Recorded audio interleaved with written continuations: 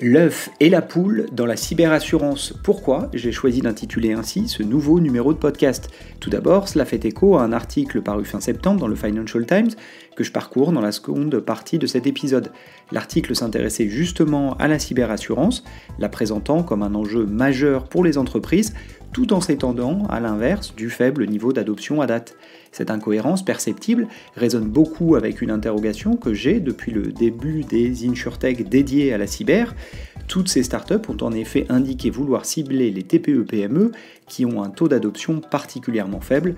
On a souvent entendu le chiffre de 5% pour le marché français par exemple. La plupart de ces insurtech, en France comme dans quasiment tous les écosystèmes locaux en Europe, ont pointé du doigt les enjeux de distribution de ces produits d'assurance. En conséquence, elles ont adopté un modèle similaire, mixant outils à destination des courtiers pour faciliter la souscription et le suivi des polices d'assurance, des outils de protection cyber, que ce soit sous forme de test en amont de la souscription, durant la vie du contrat avec de la cybersécurité ou en cas de sinistre avec des équipes et outils de réponse à incidents. Enfin, elle propose évidemment un produit d'assurance cyber à proprement parler. Si ce sujet de la cyber-insurtech fut à la mode fin 2022, début 2023, avec plusieurs startups qui ont levé sur ce même positionnement des levées de fonds assez importantes partout en Europe, la plupart ont suivi une évolution similaire.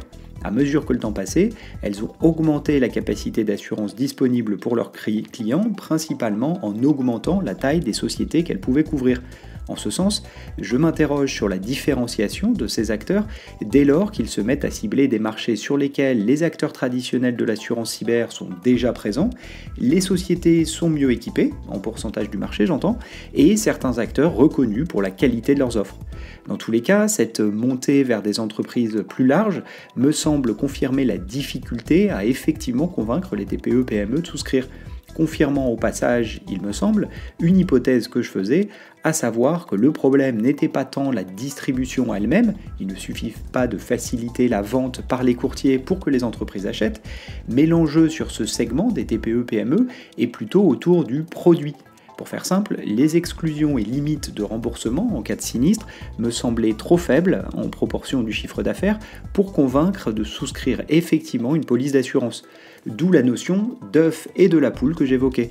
Les TPE-PME ne seraient pas intéressés par les contrats trop limitants dans leur couverture, ou alors, est-ce que les contrats sont trop limitants à cause d'un taux de pénétration des TPE-PME trop faible pour permettre une réelle mutualisation du risque ?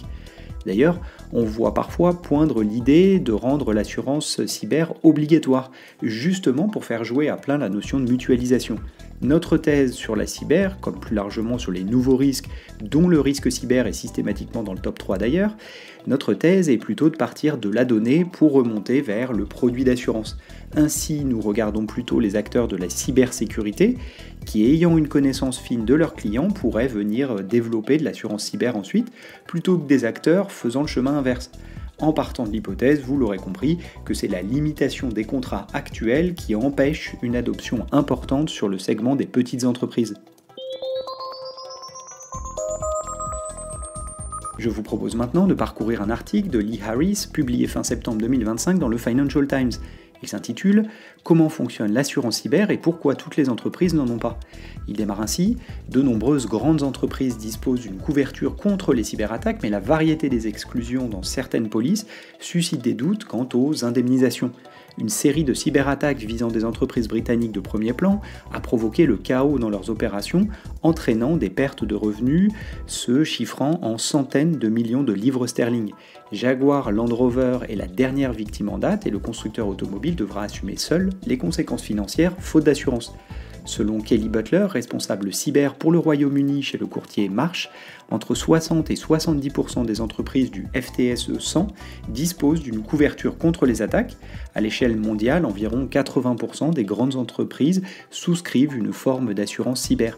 Si la proportion d'entreprises achetant une telle couverture augmente, beaucoup restent sceptiques face aux produits en raison des nombreuses exclusions prévues par les polices ainsi que des risques émergents qui pourraient laisser les sociétés financièrement exposées même avec une assurance en place.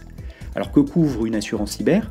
Butler explique que les récentes attaques contre de grands distributeurs tels que Marks & Spencer et l'incident de JLR illustrent exactement, et c'est une citation, exactement ce que ce type de police est conçu pour couvrir du début à la fin. Une police typique couvre les dommages non physiques résultant d'une attaque sur un système informatique.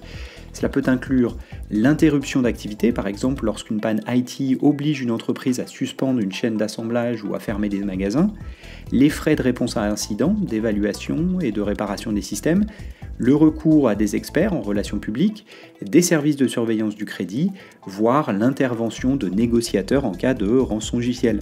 Certaines polices ont même couvert le paiement de rançon, justement, bien que cette pratique tende à diminuer selon Toby Levis, responsable de l'analyse des menaces chez Darktrace, car elle peut encourager les cybercriminels. En général, les polices couvrent les coûts directs liés à une attaque, ainsi que les dommages subis par des tiers, rendant la couverture extrêmement large et complète selon Butler. Alors que ne couvrent pas ces polices ? Mais tout le monde ne partage pas cette vision optimiste, indique l'article. Selon une enquête gouvernementale britannique réalisée cette année, seulement 45% des entreprises du Royaume-Uni sont assurées contre les risques cyber. Beaucoup sont devenus plus sceptiques à l'égard de ces polices d'interruption d'activité avec la pandémie, les assureurs ayant passé des années à contester les réclamations liées au Covid devant les tribunaux. Les incidents cyber liés à des actes de guerre sont par exemple exclus. Comme il est souvent difficile pour les experts en cybersécurité d'identifier précisément les auteurs d'une attaque, certains craignent que ces exclusions, visant les guerres ou attaques soutenues par des États, ne soient interprétées de manière très large.